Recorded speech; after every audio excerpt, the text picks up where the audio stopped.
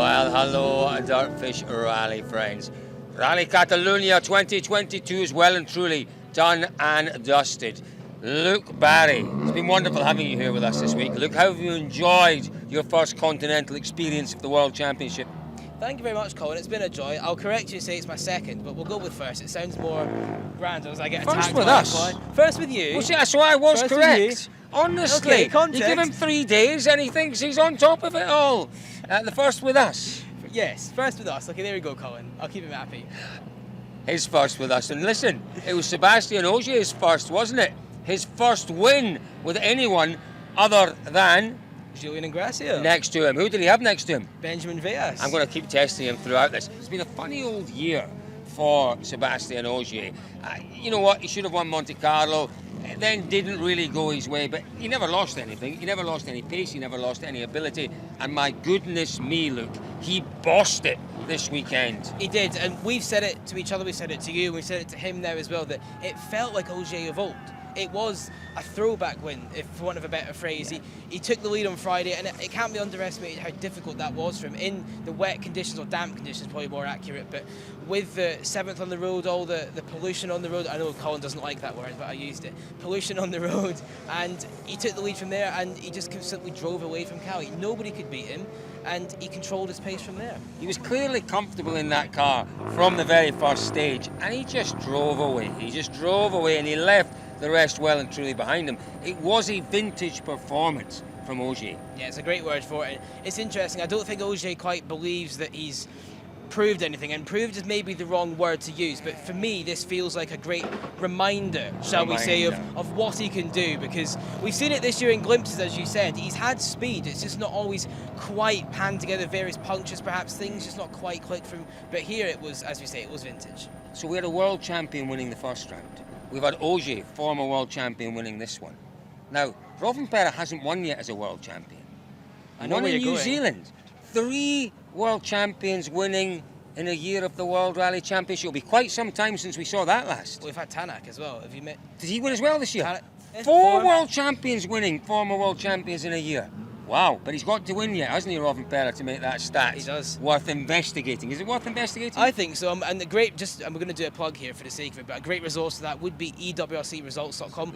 We will do it on your behalf as well, but if you fancy having a sneak peek early, that's the way to do it. No, we won't do it. He'll do it. He'll do it. It won't be me that does it. It'll be him that does it. Yeah, let's move on. Let's move on and talk a little bit about Rovanperä. Funny old weekend for Rovanperä, but it doesn't matter. He's won the World Championship. He's had a remarkable year. Did he have issues, do you think, out there this weekend? A win perhaps didn't quite mean as much as it would have done maybe a few rallies ago. And for him, the objective here was just make sure he gets to the end to secure Toyota's Manufacturers Championship, which of course they managed to do. And we have to thank them. We do have to thank them for everything during the year, but we have to congratulate Toyota very much on securing that Manufacturers. Yet again, a double World Championship for them. I guess apart from Monte Carlo, where Emsworth had that great start, it's never really looked in doubt, has it? They've built a tremendous car. It's not a surprise. We would expect that from the talented guys and girls there at Toyota, but it is a fantastic achievement. I think it's their second Manufacturers and Drivers' Championship double. I tell you what, we did catch up with our 8 times World Rally Champion, our winner here, Sebastian Ogier, earlier on. We also caught up with Kalle Rovanperä. Let's hear from our 2 Toyota drivers. Yeah, obviously it's been a little while, but I've been doing only 4 rallies up to this one this year. I think was missing a little bit of luck on my side on a couple of events, but finally one weekend where everything worked for us. The feeling with the Yaris was just amazing, and I could really feel at one and do what I want with the car this weekend. And yeah, it's not so often in our days that you manage to make some win like this with such a dominance. So I think I can be happy with that one. Of course, a bit disappointed. I think second would have been in our pace, and the risk what we wanted to take this weekend would have been doable if we didn't have a few bad stages and the puncture. But yeah, Seb fully deserves the win. He was really quick this weekend, and I think if I would have been on the limit the whole weekend, maybe I cannot even match his pace. So yeah, he was really fast this weekend. Let's talk though about our 3rd Toyota driver. Elfyn Evans is really struggling. I think we can say that now. I really think we can say that Evans is struggling to get to grips with the demands of this car. he did say at one point he felt as if he was going around in circles. It's a puzzler. It is a puzzler. He did seem to be fractionally happier today than he was yesterday, but you're right, it is. Evans is never the most effusive talker. He kind of says what he has to say to us and will keep the rest for his debriefs, which is totally fair enough.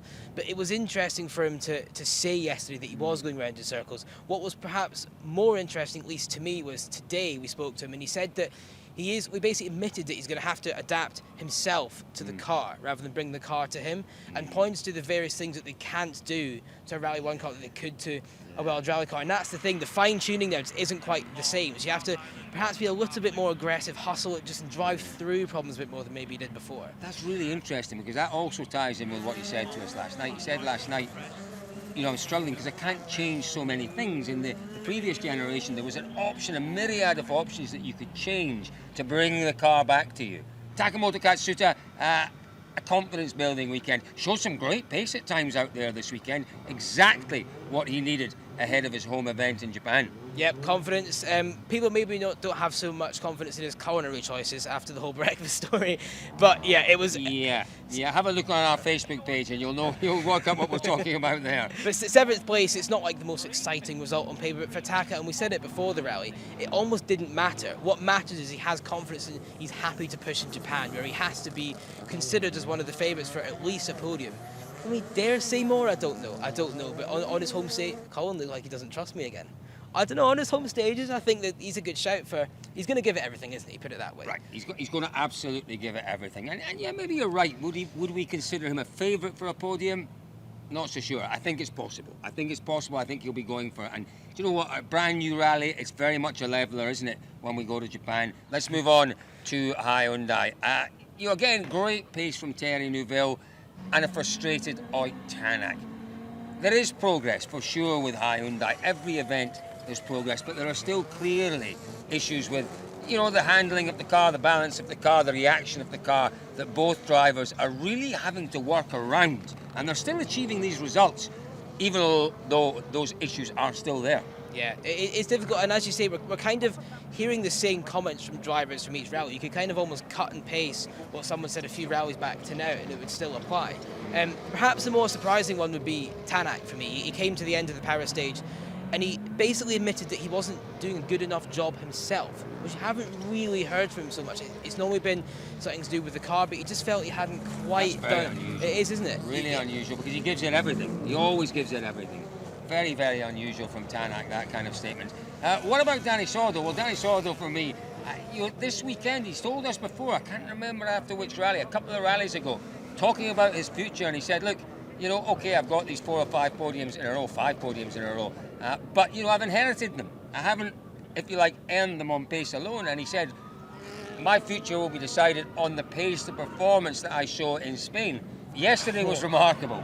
Yesterday, that one stage was remarkable. Is that enough for Sordo to say, yes, I can still cut it? Because that's what he's interested in. He wants to be fighting for podiums on pace. Did that one stage maybe show us that or not? I'm going to be a bit cop-out-ish here and say only he will really know the answer to that. But cop-out-ish. That's very sensible. It'll get me in less trouble, won't it? It's a good observation. But did that sound condescending? No. As you say, Colin has had a big mantra with me this weekend that every day with him is like a school year. It's like and it is. You only say every day is a learning day. Look with us this weekend. Every day has been a learning year, like a school learning year for you. It has. It's been a lot more fun than being at school. I'll say that. So there we are. Let's talk first about the M Sport performance. Another rally where a driver had a fairly sizable shunt. That's 14 or 15 in a row now. Yeah, it's a difficult time. We've joked about it after yesterday's crash for Gus Greensmith. The M Sport mechanics now know every single centimetre of that Puma intimately. Like, they've had plenty of experience on those cars, but it is a really... It's difficult, isn't it? Because after Monty, we referenced it a little bit earlier, but we all thought, right, M Sport, they're back in it, they're in the race, and for whatever reason, they just haven't quite been able to consistently be there. The biggest surprise again this weekend was the pace. Nobody really looked like, and again, could Sebastian Loeb have done more? Quite possibly. Well, I think, you know what? The pace wasn't there for Mo. We know that, but he was consistent for Mo. I think had a half-decent weekend. He really did. Greensmith had the problem, didn't show much pace. Marine, again, not much pace. you go back to Pierre-Louis Loubet, and on that, I think it was the sixth stage of the rally, seventh stage of the rally, he set a remarkable time. And for me, when everyone else was still battling around him, to set that kind of time shows the potential in the car, shows that the speed is there.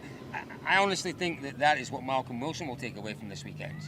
The car has the pace. It just has to be driven correctly, by the right driver to get the result. Yeah, that has to be the positive he takes. You're spot on. And as you mentioned it, and we won't go too deep into it because we don't want to get ourselves into any kind of trouble, but we are hearing various things from various people and various contrasting stories and everything. So I would be surprised, put it this way, if the exact same 3 drivers are driving at M Sport next year, is all I'll say. Folks, the end of an era this weekend. My great friend, great co-driver, wonderful character, Paul Nagel, has more or less retired. I don't think he's retiring completely, but he's retired from the World Rally Championship. 102 starts. How many wins did he have with Chris Meek? Was it 4 wins, 5 wins? 5 wins with Chris Meek. He's been part of some of the most iconic moments over the past 2 decades in this championship. But do you know what? He's just always been there for me, for Dirtfish, for rally fans around the world. He is such a character. He's such a straight talker, such a good co-driver. Everyone retires at some point, and it's a flippant thing to say, but he will be missed. He is part of the old school. He's an old school, free-talking, straight-talking style. We saw the emotion from him at the end of the final stage, what kind of hit him. You were down there as he got a guard of honour from the team as well, so there's been a lot, and I think he was very close to crying, if not a few tears. He's an emotional boy, for sure, though. Well, we caught up with Paul Nagel earlier on. This is what Paul had to say. It's been a big part of my life, this rallying career, so I had to show some bit of emotion at the end. I'm only human, but it's been an incredible journey, and I'm very proud of what I've done and what I've done with Craig and Chris down through the years, and really happy with everything.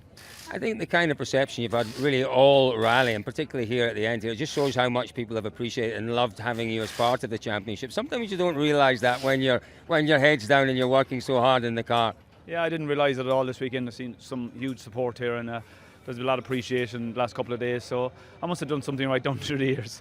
Well, Paul Nagel, enjoy your family time. It is very, very well deserved indeed.